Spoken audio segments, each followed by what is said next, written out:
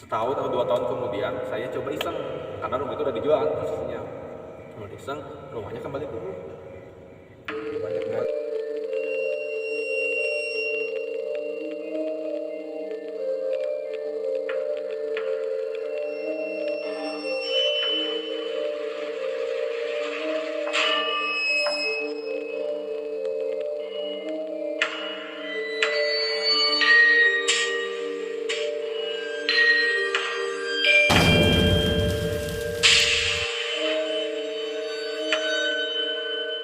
Oke, check in. Kali ini kita di obrolan kelas malam mengangkat kisah misteri dari seorang narasumber yang pasti keaslian. Di sebelah saya ini ada seorang narasumber, namanya Opik. Mungkin bisa diperkenalkan dulu. Siapa namanya? Baik, nama saya Taufik Pak Adi, Dari SMP mana? sampai 1. Oke. Keseharian, Pik, pekerjaan. Saya karyawan swasta di salah satu perusahaan swasta di Cimahi. Terus sekarang baru berumah tangga dan mau sedikit sharing tentang pengalaman kisah nyata dari keluarga saya nih yang dialami beberapa tahun silam, yang mungkin teman-teman juga bisa Pak dia Ambil hikmahnya lah dari pelajaran ini, bahwa ya sosok-sosok seperti itu memang benar ada nyata. Oke. Jadi di konten ini kita akan banyak bercerita tentang pengalaman-pengalaman pribadi, tentang pengalaman horor tentunya. Tapi yang akan kita angkat yaitu cerita dari saudara Opik ini, karena terus terang ini ceritanya sangat menarik dan menyeramkan. Jadi kita cek aja langsung ke narasumbernya. Jadi gimana Pik, waktu bisa diceritakan lah kejadiannya ini. Ya, jadi ini benar-benar kisah nyata dari keluarga saya. Jadi tepatnya akhir tahun 2014 itu kakak saya menikah. Nah, setelah menikah itu memutuskan untuk, namanya orang baru menikah lah, tidak pengen pindah rumah, pengen misah, pengen mandiri. Nah, untuk pindah itu sudah ada lokasinya, tepatnya di Antapani. Nah, singkat cerita, setelah mulai pindah hari pertama pindah, kakak saya pindah ke Antapani itu, saya disuruh nemenin untuk tidur di sana. Ya biasalah, kolot nemenin aja biar haneuten lah, biar hangat suasana rumahnya, biar nggak terlalu dingin. Nah, dari awal saya nemenin itu memang udah ada keanehannya. Waktu itu kakak saya udah pada tidur semua, saya nonton TV. Saya masih ingat pertandingan bola Liga Inggris, Arsenal, nggak tahu lawan apa. Arsenal yang menang. Eleh Oh. Terus saat saya nonton TV itu, nah posisi kamar mandi atau toilet itu di tengah-tengah. Jadi di antara ruang TV dan kamar tidur.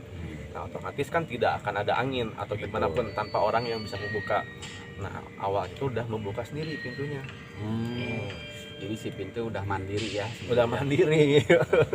Karena udah lama sendiri kosong di situ, Pak Adi. Oh. Nah, dari itu rumah baru atau rumah lama maksudnya? Apakah beli baru?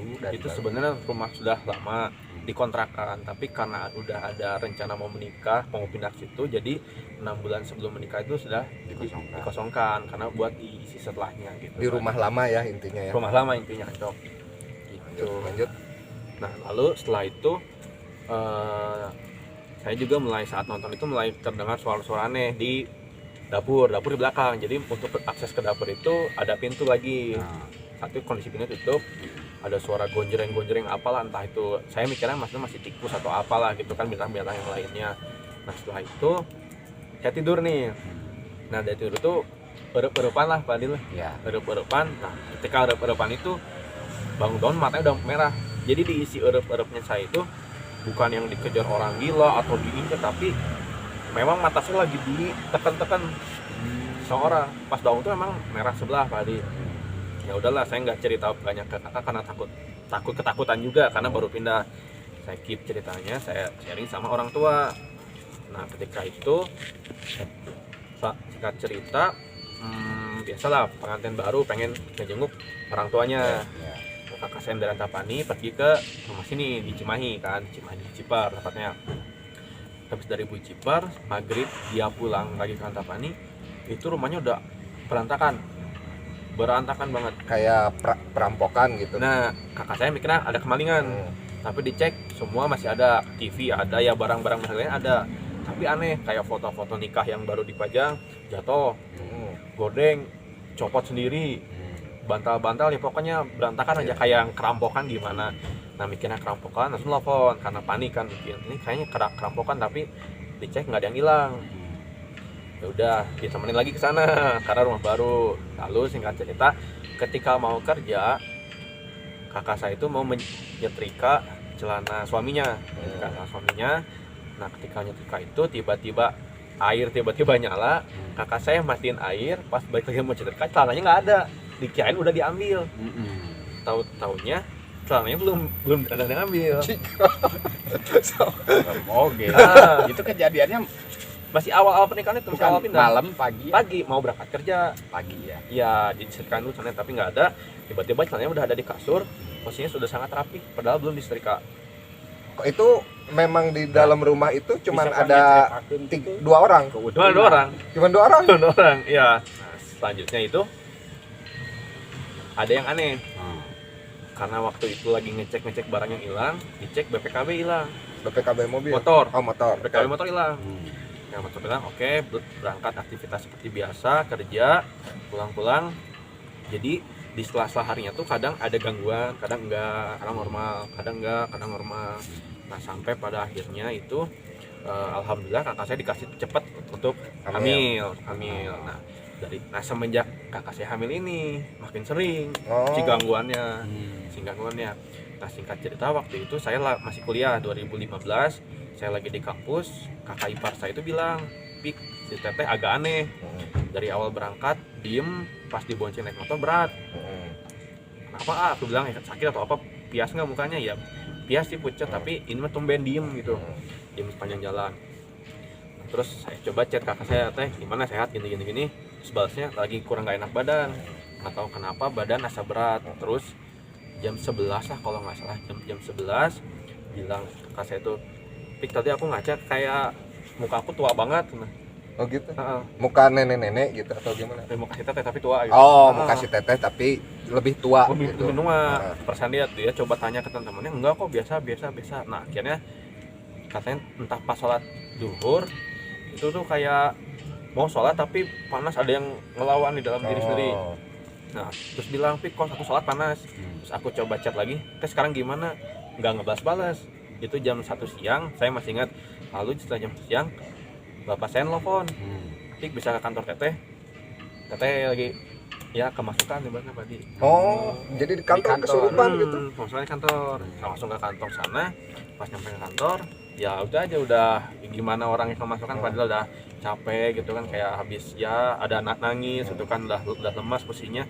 Nah suaminya datang, saya datang, bapak saya datang, namanya di sana biasa di sana panggil ustadz gitu kan, yang daerah Cipaganti, Masjid Cipaganti. Kebetulan saya lokasi kantor di Setiabudi. Nah ustadz dari Cipaganti tanya, oh ini mah setelah diceritain kronologi ceritanya, yaudah nanti ustadznya mau ke rumah katanya, karena mungkin dari sana ustadznya. Nah saat suaminya datang mau ngejemput kakak saya masuk ke mobil, BPKB-nya dari mobil. BPKB-nya ada di mobil. Yang hilang itu. Anjing. Dan celana yang awal dipakai ada di situ juga. Celananya juga. Padahal ya siapa yang bawa kan udah dipakai kotor kan. Lalu selanjutnya Ustadz Cipaganti lah kita sebutnya. Ustadz Cipaganti itu ke rumah yang di Antapani itu. Nah ketika rumah di Antapani itu bisa entah penerawangan atau apa, tapi yang saya perhatikan itu penerawangannya bukan terlalu penerawangan yang seperti dukun atau apa, yang normal aja, normal aja. Dan dia berkata ya standar sih sebenarnya statementnya itu, kayak ya setiap rumah pasti ada makhluk yang kayak gini, ada yang mungkin gini yang dia mendoakan, dan ya standar kayak gitu. Nah setiap ada ustadz itu pasti ya clear lah 1 sampai 3 hari 3-4 hari lah clear. Nah hari berikutnya tuh ada lagi si gangguannya, entah itu ke siapapun itu. Jadi yang udah pernah ke rumah kakak saya itu pasti setelahnya ada gangguan apapun. Gangguannya seperti apa? Kayak misalkan waktu itu orang tua saya, mama sama papa ke rumah teteh, pulang nih kebuci apa rancau. Nah pas tidur tuh tumbennya bapak saya ngebangunin saya lagi tidur, Pik bangun, lihat si mama gitu. Pas saya ngomong saya teh, iya mukanya kayak orang itu aja dong, yang kayak kemasukan aja sih. Ya? Sambil calangap. Wah, Hmm. jadi ya Jadi gitu. nuturkeun Gitu. Nah, Jadi- ini mulai merinding nih. Jadi setiap ada, Guys. jadi setiap apapun yang udah ke rumah saya atau yang pernah ke sana itu pasti ada gangguan apapun. Terus ini si mama gimana perasaannya? Pas kan kalian ngelihatnya lagi seperti calangap lah gitu ya. tidur, Nah, ya udah dibangunin, bangunin, dikepret-kepret pakai air lah, akhirnya bangun. Nah posisi bangun itu ya kayak orang habis erep-erep gimana, oh, gitu. Terengah-engah ya. Karena jadi terus nyeritain kenapa gitu. kepikiran rumah itu, Oh. diisi erep-erep itu yang lagi di rumah itu yang nentapan itu. Iya, iya. Lalu mertua kakak saya juga ngalamin gitu kan dan lain sebagainya. Setelah itu ada datangin lagi ustadz yang lain, ada ustadz dari Kiara Condong, masa di Kecon dipanggil lagi ke sana beresin dan lain-lain, masih tidak berhasil. Ada kemajuan. Ada lagi soal gangguannya. Lalu ustadz dari Canjuang datang ke sana, sama masih enggak, ya selalu aja masih ada gangguan apapun itu. Sampai akhirnya mertua dari kakak tuh ya mungkin kepercayaan mereka lah gitu, masih percaya kalau yang di Banten lebih sakti gitu. Iya, iya, iya. Yang di Banten lebih sakti, manggil yang dari di Banten itu. Nah setelah manggil yang dari di Banten itu, nah waktu itu posisinya usia kandungannya mau menginjak 4 bulan. Nah usia 4 bulan kan kalau dalam Islam mau dimasukin apa namanya ruh gitu kan, ya takdir dan lainnya. Makanya ya karena ada ketakutan pengen melindungi itulah dari situ. Dan dari 4 bulan itu si ustadz yang dari Banten ini datang ke Antapani, lalu ngobrol sama keluarga, dilihat memang ada, langsung dia tutup kamar. Jadi Untuk kamar siapa?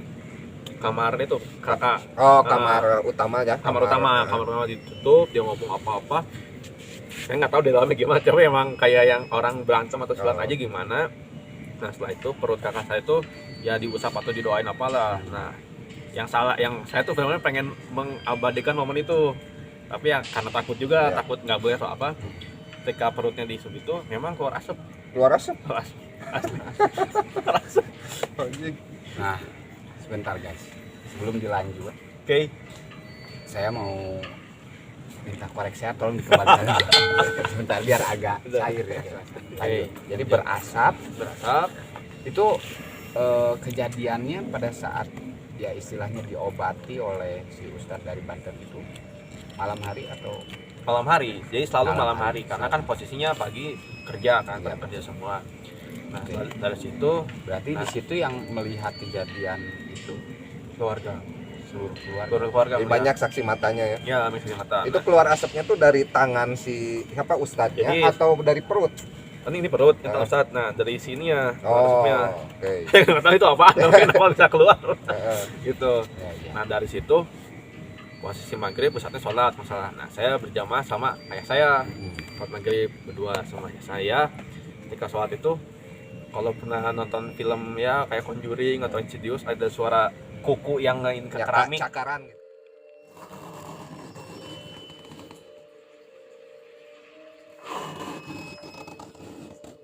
Persis banget di sebelah posisi saya lagi sholat sama ayah saya. Itu ayahnya ngedengar juga. Nggak dengar juga. Oh. Jadi, jadi ninggalikeun ya.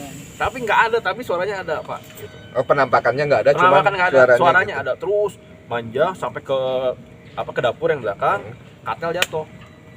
Oh, jadi nggak diam di satu tempat sih Enggak suara itu. jalan terus Oh. ya orang jalan merangkak, Oh. tapi kok kayak kukunya panjang, Tinggal keramik. Kecil sepeda main. Heeh. Nah gitu, itu yang paling horor. Final destination-nya mah ya. Belum final destination Oh, juga belum. sih, Masih ada. ya. Terus ini nih karena ini pengalaman keluarga sendiri, ya kasihan lah, nggak tega ngelihat kakak sendiri kan yang gitu. Akhirnya saya kesel, yang namanya orang udah emosi kesel, akhirnya saya sompral di situ. Nah, saya sompral itu saya ngatain, ya kalau bahasa Indonesia mah jangan ke kakak saya lah gitu. Kakak saya nggak salah apa-apa gitu kan, terus lagi ngandung ke saya aja gitu. Kalau mani besok keluar nampakin gitu. Dengan saya gelut cuma di luar gitu. Gelut aja di luar, nggak usah Di dalam sempit. keluar itu maksudnya. Ya kalau kamu setan ya berubah dulu jadi manusia, bergelut aja secara manusia gitu. nggak bisa kan, tapi kan namanya emosi yang berapi-api. Pak Adi ngelihat kakak sendiri yang mengalami kayak gitu kan, perasaan adiknya nggak mau lah gitu kan. Akhirnya karena saya sompral mungkin ya, mengeluarkanlah ciri-cirinya, dan dia benar-benar keluar. Air dispenser itu yang nggak ada yang mencet, airnya keluar. Kayak orang mau ambil air aja gimana, tapi nggak ada gelas, tapi kayak udah hilang. Spatula jatuh, katel bunyi dan lain-lain. Dan akhirnya sakolebat lah bahasa Sundanya mah. Sakolebat dari atas yang tempat buat ngejemur itu, set, ya udah muncul aja wajahnya yang Seperti apa fiksi sosok wajahnya itu seperti apa? nenek-nenek yang memang mukanya hancur. Tapi si merahnya mah nggak kelihatan. Nggak kelihatan. Oh. Entah istilah merah-merahnya banget mah ya mungkin bahasa ustadz yang itunya ngomong begini atau apa tuh memang menglihatkan wujudnya memang ada, dan langsung merinding juga di situ. Hancur luka-luka atau Ya kayak bener-bener di film setan gimana gitu. Iya. Anjing kebayang. Oke. Gitu.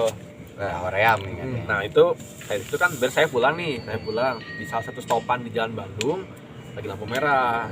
Nah posisinya sama, lightingnya seperti ini, ada cahaya lampu jalan, ada setempat, saya berhenti di paling depan posisinya karena pelan-pelan kan, jadi udah berhenti. Udah ngerasa nggak enak juga kalau motor trek berat, tak kapasitas apa, pas ngeliat bayangan itu kan, kalau kita berdiri ada cahaya tuh bayangan satu aja kan gini kan. Nah satu, ini tuh dua. Jadi seakan-akan ada yang ngebonceng ngikut, ada ngebonceng gitu. sesuatu gitu. Yang katanya di belakang rumahnya itu parkiran kosong, ada pohon-pohon yang gitulah. Terus sempat lihat cek ke atas, di situ nggak ada ular, tapi pas cek saya ke atas sama saya ada kulit ular gitu lah. Kejatuhan. Di atas di Tempat mana ngejemur, maksudnya? tempat ngejemur. Oh, tempat jemuran. Oh, di dak gitu ya, lantai 2. Jadi nggak tahu, saya nggak tahu, kurang tahu itu saat yang dari mana bilang si makhluknya itu dari belakang itu. Oh. Dari pohon yang belakang Jadi itu. nggak stay di rumah Iya, ya sebenarnya, cuma tapi main gitu karena ya. ada yang baru masuk ke rumah itu. Nah, dari situ katanya, nah setelah dari situ, nah saya kan pas lagi hamil, bilang lah ke keluarga semuanya nggak mau tinggal di sini lagi, apapun itu katanya. Pindah ke sini kan, Cimahi. Tapi nah sebelum pindah ke Cimahi sini, itu sempat ngungsi dulu di rumah mertuanya di Jalan Riau. Nah di Jalan Riau tuh masih juga Diganggu. Masih diganggu. Jadi cuman di sini di Cimahi yang nggak diganggu, jadi hanya di Jalan Riau aja. Nah sampai akhirnya ya udahlah, sebelum lahiran memutuskan buat rumah itu dijual. Iya, mana orangnya survei selalu gagal. Jadi kalau lihat foto suka lah gitu kan, suka. Kalau survei udah pasti cancel semua. Alasannya apa? Tahu nggak? Ada yang bilang feng shui, ada yang bilang saya nggak yakin rumah ini dijual karena pindah kerjaan.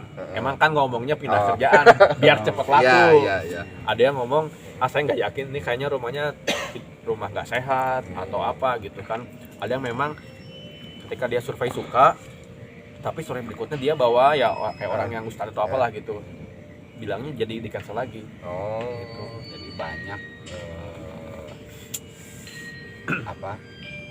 input negatif mungkin. Ya, nah singkat cerita akhirnya sebelum lahiran rumah itu kejual, ada yang beli. Jadi yang beli itu pertama ada anak SD. Anak SD yang beli. Iya. Bukan orang tuanya. Orang tua. Jadi anak SD ini pulang jalan melihat rumahnya dijual. Dia suka karena mungkin dekat sekolahnya, biar jalan dekatnya lebih dia pulangnya lebih dekat. Ngomong ke orang tuanya kebetulannya tenaga kerja asing ya di Arab. Di Arab, tapi ibunya sama anaknya ini. Ngomong ada orang dijual, ya udah saya pulang langsung. Cuma 2 hari kemudian langsung pulang karena pengen survei. Karena Arab kali ya, nggak ngeliatin apa, langsung deal. Setahun atau 2 tahun kemudian saya coba iseng, karena rumah itu udah dijual kan posisinya. Udah iseng, rumahnya kembali kumuh. Rumahnya kembali ditempati. Nggak tahu ditempati atau nggak, dan nggak berani nanya juga kan. Rumahnya kembali kumuh. Terus di setiap pintu itu ada tulisan Arab. Yang saya tahu ada tulisan anak kecil, rumahku surgaku, ditempel di pintu luar. Nah dari itu terakhir saya nggak pernah lihat lagi sana sampai sekarang.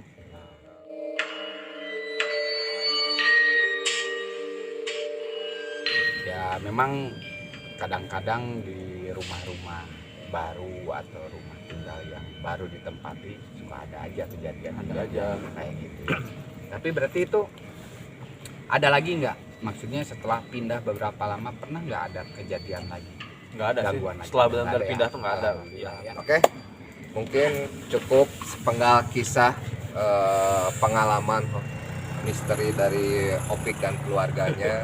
Terima kasih buat teman-teman, jangan lupa subscribe, like, share, dan komen. Bagi teman-teman yang mau membantu mengembangkan channel ini, bisa donasi, bisa di link atau di deskripsi nanti. Silakan Pak Dik. Oke, terima kasih sudah setia menemani hari-hari kita dan nonton. Kasih juga pesan-pesan ke kita supaya kita terus eksplor ya di channel ini. Oke, sekian mungkin ya. Oke. Nanti kita akan lanjut lagi. Kayak Karena menciut saya sudah terlampau diri gini gitu. Ya. Oke, terima kasih guys. Check Check out. Check out.